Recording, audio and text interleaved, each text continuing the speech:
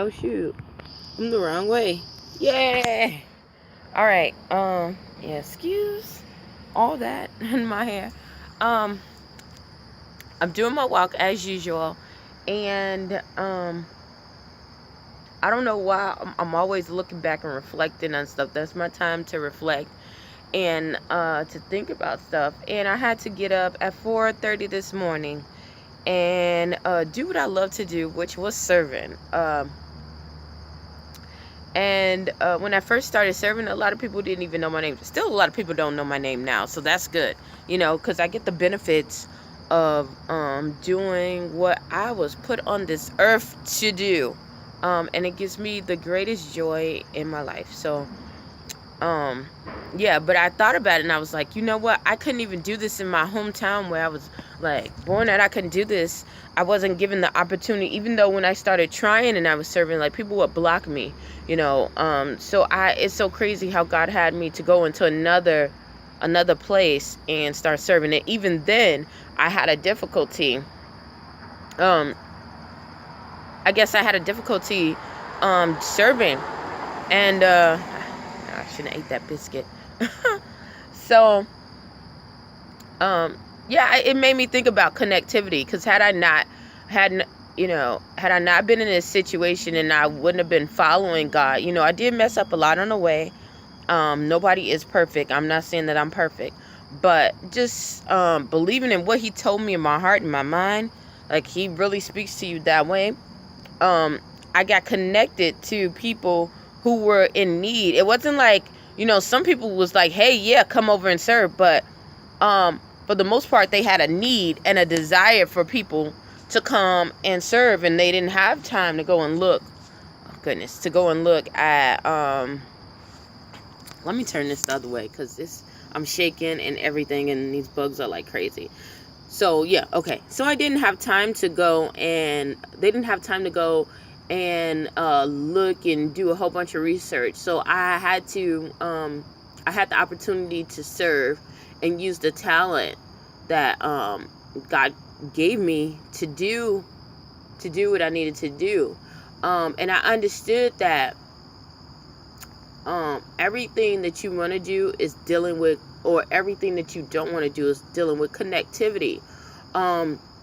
That's just like a battery. A battery cannot give out energy unless it's connected to the wires, the conduit, to fuel, a ceiling fan, or a bike or a car. It needs that connectivity, just like the wire needs connectivity to the battery in order to send current to the vehicle for it to move. If the wire was connected to water, it wouldn't make the same impact as it would with the battery. If the battery was connected to a piece of wood, it wouldn't make the same output. The car wouldn't be able to move, or the ceiling fan wouldn't be able to move. However, it's designed that way, so each piece has a specific role in order for the conduit, the big thing, the big picture, or the big machine to work. So that's what I started learning. Who are you connected to? And what you're connected to usually has to be bigger. Not necessarily, like, just like the battery is bigger than the wire. It has more power, but it's useless without that connector. That's just like me going through this whole situation. I would have been useless. Yes, I'm a vessel. Yes, I'm willing to work. But if I would have went out of my own strength the whole entire time and tried to just force and say, okay, there's a need right here, and I'm right here, and I need to do it, it wouldn't have worked. I tried it. I was plugged in that area. I was doing a lot of missionary work, and people were still knocking me down, and I wasn't getting the opportunities to do what God called me to do, and it so happened that God used this situation that I had, this, horrible situation, and He turned it around for my good. He turned it around to glorify Him, and now I'm able to do what He called me to do and serve. And It's the best experience that I can ever imagine. So learn who you're connected to. Who you're connected to can deter where your future is going. You know, you can't be around, if you want to be energetic and you want to make an impact in your life, you cannot be surrounded by people who just want a mediocre life, who just want to sit around and just chill all the time, eating cookies, doing things that are unhealthy for them, smoking, overeating, being around other toxic people that are bringing their emotions down. You can't be around those people, especially if you're trying to help and uplift those people. You can't uplift anyone if you're going through the same thing, you know. And that's what I had to learn. I had to get away from a lot of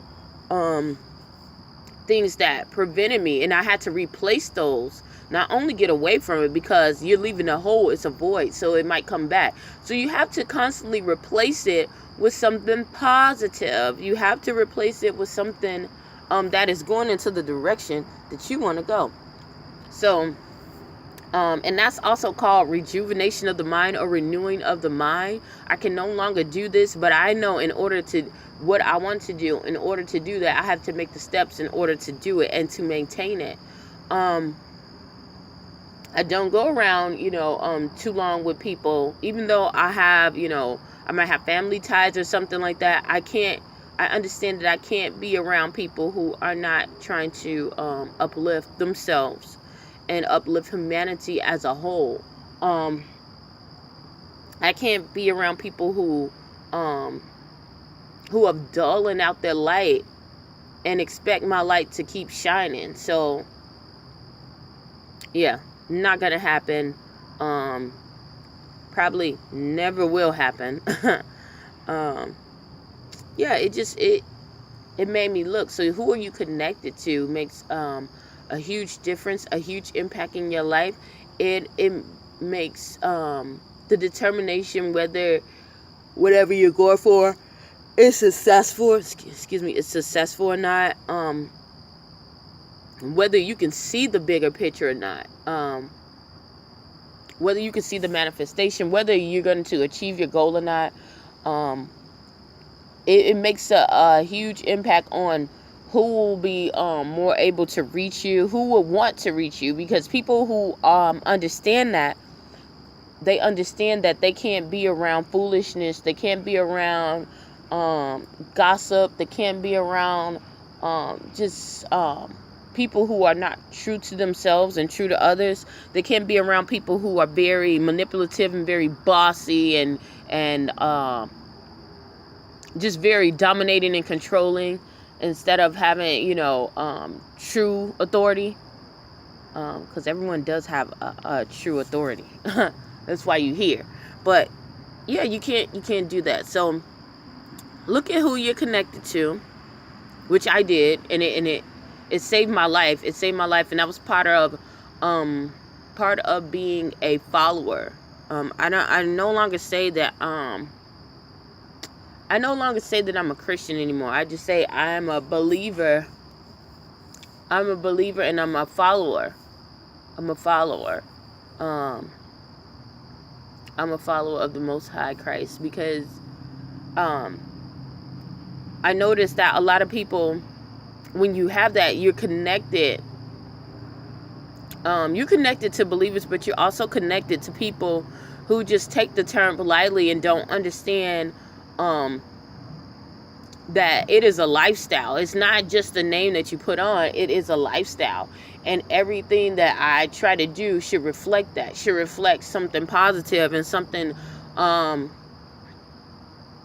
the things that are written in there to make a healthy lifestyle, because that's all it's saying. It's a better way of living, the basic rules of living here. So yeah, just be mindful of who you're connected to. Hopefully something I said or done will help you on your journey. Stay tuned to Journey to Jerusalem. I need to finish my exercise. Thanks.